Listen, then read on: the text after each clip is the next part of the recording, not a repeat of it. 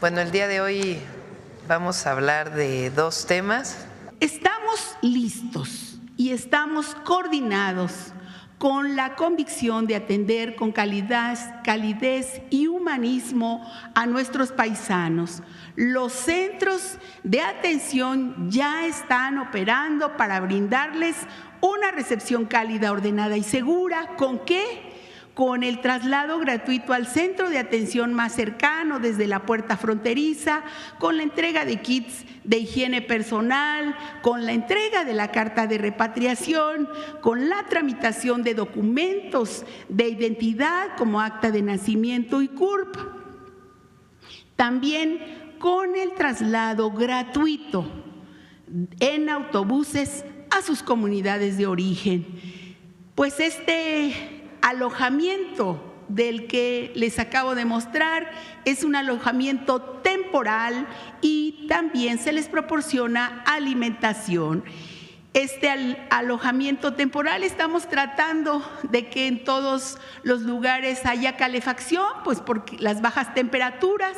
También hay regaderas con agua y agua fría y agua caliente, toallas, camas, cobijas, almohadas, sanitarios con lavamanos, servicio de internet gratuitos, cabinas telefónicas gratuitas, zona de carga de celulares, 3 comidas calientes diarias y agua potable. Dentro de los programas de bienestar, pues está la tarjeta Bienestar Paisano con 2,000 pesos que otorga la Secretaría de Bienestar, la atención médica inmediata, la afiliación al IMSS, ofertas de empleo y acceso a los programas de bienestar, así como la incorporación de niñas y niños a la escuela, apoyo al campo y apoyo para los programas de vivienda. Adelante. Insistir en que la estrategia nacional de repatriación México Te Abraza considera también tener autobuses para trasladar a connacionales a sus puntos, a sus comunidades. Subrayar que el gobierno de México está listo y organizado para recibir a nuestros paisanos que no están solas ni solos, y los 10 centros de atención hay personas servidoras públicas y pues México los espera con los brazos abiertos. México te abraza. Gracias, secretaria. Pues esta es la información.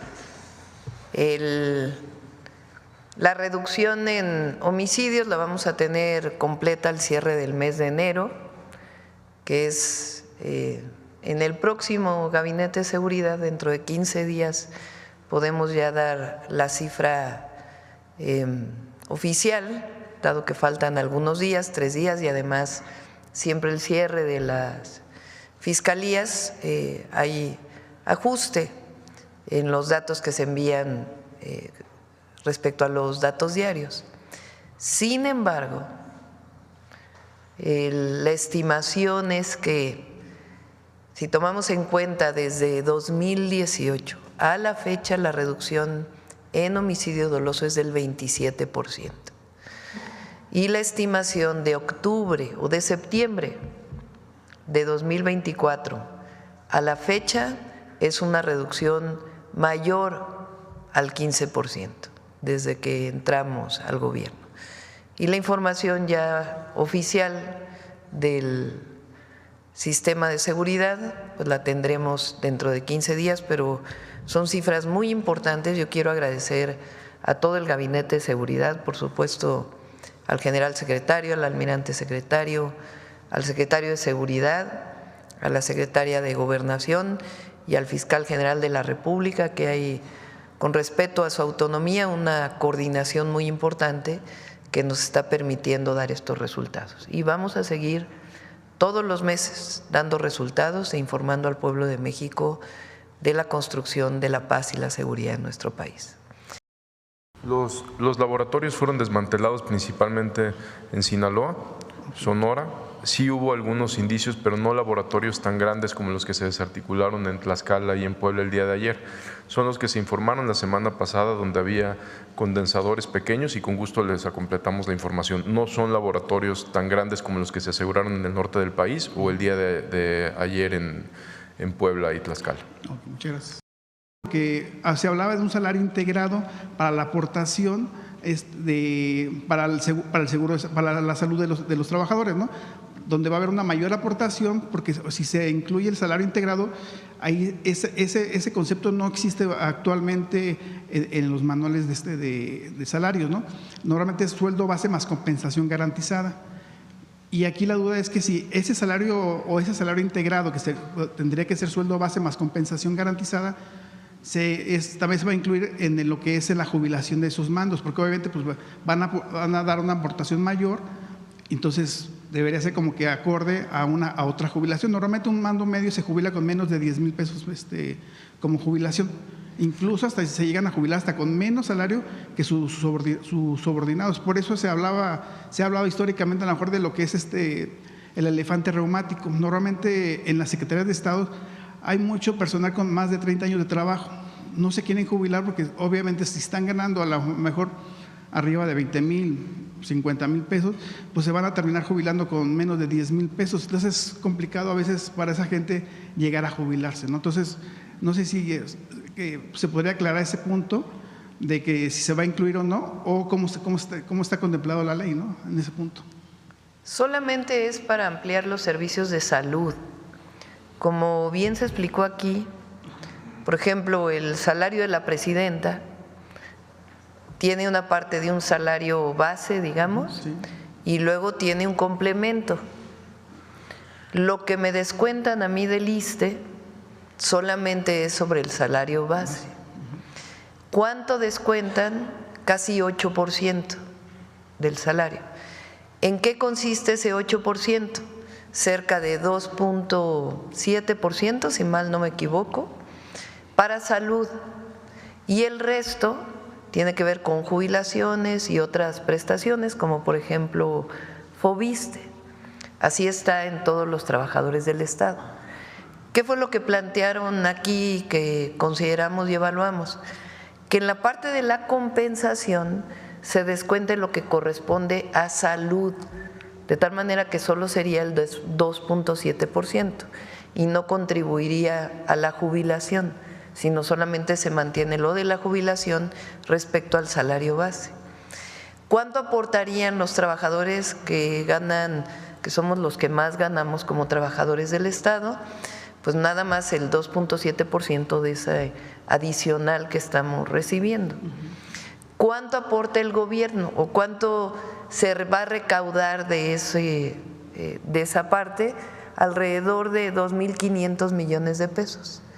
¿Cuánto aportaría el gobierno federal adicional para poder completar? Alrededor de 10,000 millones de pesos que se requieren para mejorar las condiciones laborales y los salarios de los trabajadores de la salud del ISSSTE.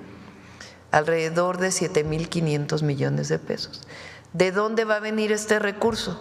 De los fideicomisos del Poder Judicial, porque finalmente son recursos que van dirigidos a todos los trabajadores del Estado. ¿Qué vamos a lograr con esto? Pues mejores servicios de salud del ISSSTE. Que en este caso el gobierno federal tiene el respaldo, le da el respaldo total al gobernador. Hay coordinación, es lo importante. Porque hay comentócratas que están diciendo que actuemos como los gobiernos priistas de antes, que nosotros quitemos y ponemos gobernadores. No, eso lo hace el pueblo, no lo hace la presidenta de la República, porque primero piden que no haya autoritarismo y luego piden que el gobierno federal intervenga para quitar a un presidente municipal o a un gobernador. Nosotros lo que hacemos, y es nuestra responsabilidad, es coordinarnos con todas las instituciones de los gobiernos estatales, municipales, y ahí donde haya algún problema con algún gobierno municipal, pues no nos corresponde al gobierno, le corresponde en todo caso a las fiscalías o a la Fiscalía General de la República. Entonces, a todos aquellos que piden que la presidenta quite y ponga gobernadores, pues no, eso se llama autoritarismo. Nosotros creemos en la democracia. Vean lo que hizo Zedillo en el 2000, dicho por el candidato del PRI del año 2000. Esto es historia, ¿eh? Aquí lo que dice es que Zedillo, para recibir el préstamo de la crisis de 1994, pactó con Estados Unidos la salida del PRI de la presidencia. Dicho por la Bastida, no lo estamos diciendo nosotros. Bueno, también lo dijo Madrazo.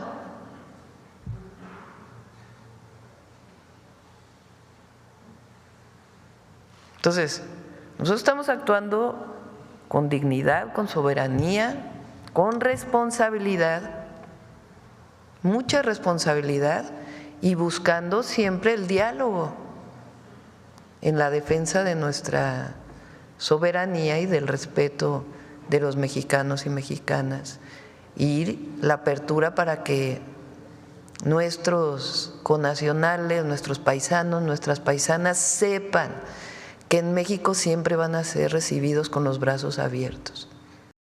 El querernos poner de que nosotros somos los que estamos teniendo un trato no soberano, pues es falso. Ahí está. ¿Quiénes son los que decidieron la intervención? Ayer pues se daba a conocer la renuncia de los integrantes del Comité de Evaluación del Poder Judicial. Conocer su opinión al respecto luego de que el Tribunal Electoral pues anunció que el Senado podía continuar con la selección de los aspirantes. Pues no fue de que el tribunal dijera que podía continuar el poder legislativo a través de la selección al azar, sino que fue una decisión de la Corte de no continuar con los trabajos. Entonces, pues sí, pues ya que tenía que hacer el comité si ya no iban a trabajar. O sea, porque lo ponen así como renuncian los… No, pues si ya no tenían trabajo, ya la Corte ya les había dicho que ya no iban a seguir desarrollando su actividad, pues ni modo que siguieran ahí en un comité que ya no tenía ningún sentido. Entonces, ¿qué resolvió el Tribunal Electoral? Que los 3,000 y tantos que quedaron en la primera selección de ese comité, el Senado de la República va a hacer una selección al azar de esas personas, y esas son las que van a participar como parte del Poder Judicial en la elección del 1 de junio.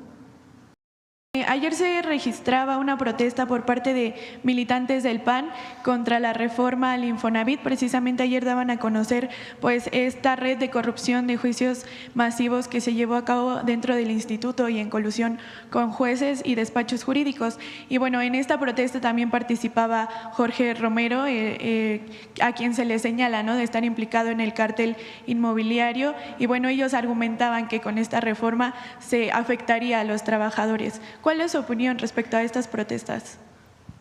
Es la protesta por la corrupción. Bueno, no protesta, ¿cómo se dice? A ver, la manifestación para que siga la corrupción. Eso fue lo que se manifestó el PAN ahí en el Infonavit. Se hicieron una protesta en el Infonavit para defender la corrupción, porque dicen que los trabajadores y que… Entonces, ¿está bien que se sigan manifestando? O sea, del cártel inmobiliario a la defensa de la corrupción en el Infonavit.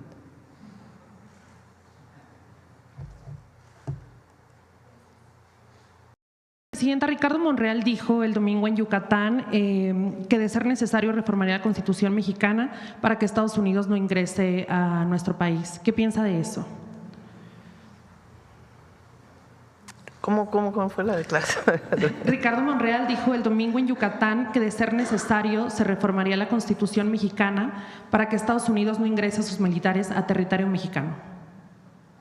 Bueno, pero no ingresan los militares más que en acciones coordinadas de capacitación, hay distintos. ¿Por qué no explica, general, en qué casos? Una relación bilateral muy fuerte con las Fuerzas Armadas de Estados Unidos, específicamente con el Comando Norte.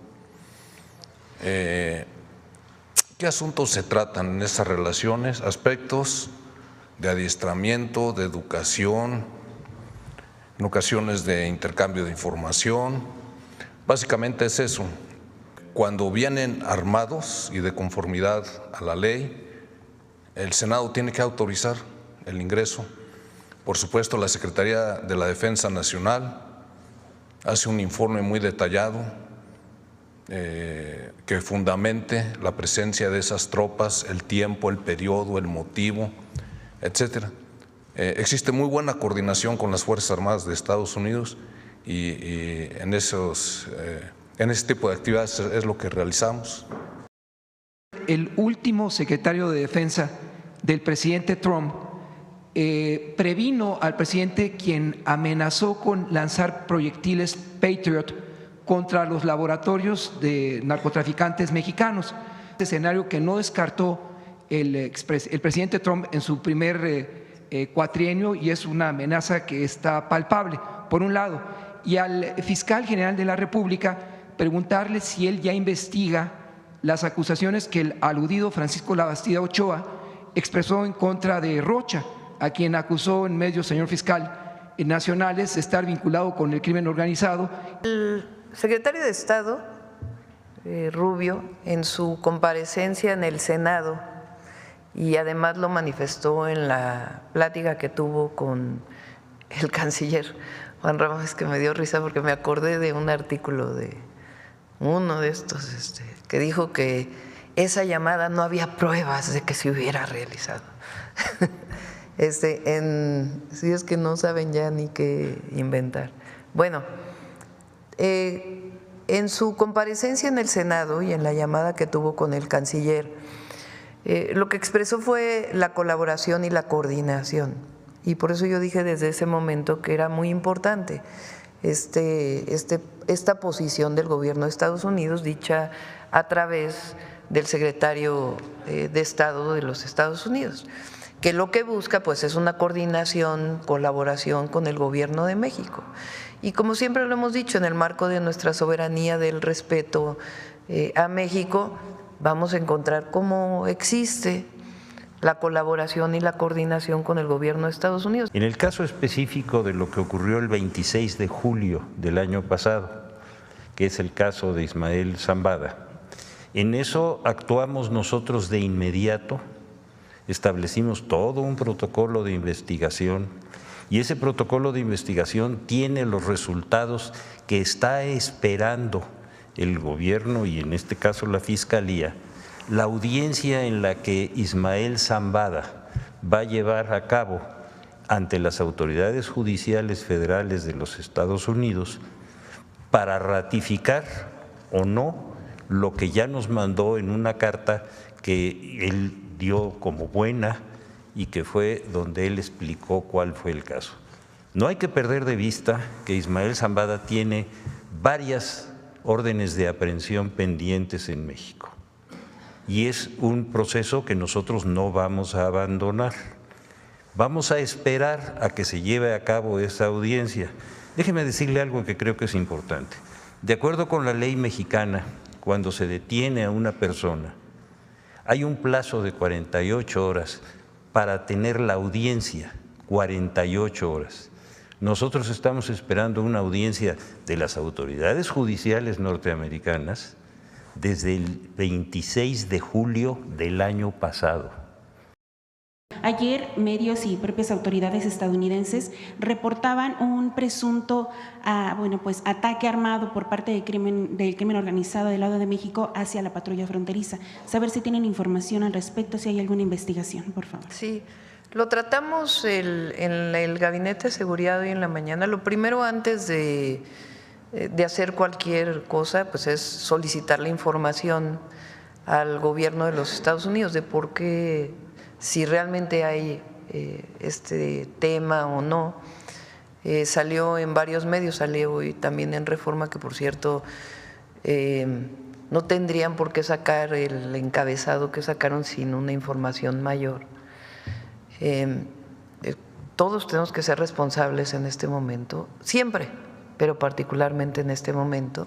Se recibió una nota en uno de los consulados que no tiene que ver precisamente con esta información que apareció en los medios, pero de todas maneras le pedí al fiscal, o se le solicitó al fiscal, pues que hiciera formalmente la investigación. No sé si quiera comentar, fiscal.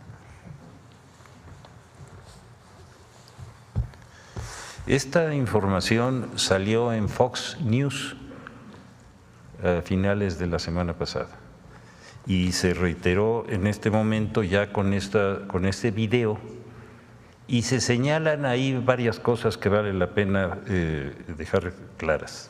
Primero, que hubo una serie de disparos, que esos disparos se dieron en la línea fronteriza donde está el río, que no hay personas heridas y que parece que hay dos ámbitos que hay que investigar.